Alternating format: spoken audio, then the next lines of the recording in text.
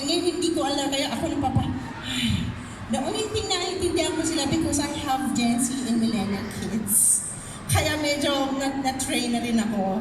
But to be honest, yes, I miss the old days also. Performing, iba rin. Kasi kami, nakikita mo sa corner, nagpa-practice talaga. Tsaka walang camera before. Talagang we were all using our minds.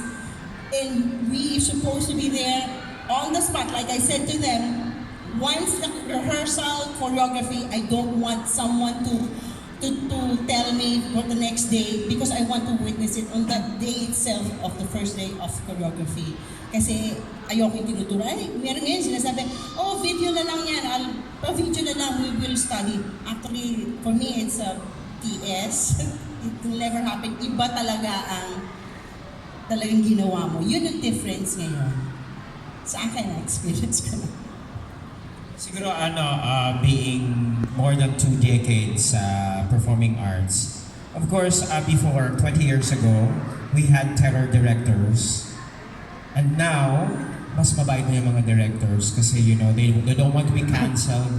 They don't want to be Reddit. Nandun sila sa Reddit. Yung mga anonymous na mga reklamo doon.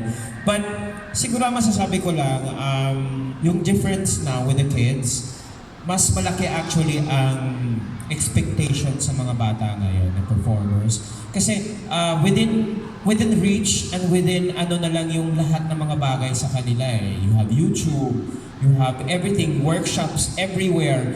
During our time, masyadong hindi ganun ka-accessible yung mga workshops. But now, it's everywhere. Even sa online, they have workshops. So kumbaga, maraming nade-develop na magagaling na mga bata ngayon actually, mga triple threat ang tawag sa kanila. They know how to dance, they know how to sing, they know, you know, how to act. Unlike before na pag straight play actor ka, you're a straight play actor through and through. Pag musical theater ka din. So now, maraming magagaling na mga bata talaga. But the question, the challenge actually is pagdating na sa stage, kasi you know, performing on stage is not really easy. You are bearing your whole self. So, iba yung pagpe-perform sa harap lang ng cellphone na walang audience. Iba din yung pagpe-perform on stage na maraming audience. Yeah, I would also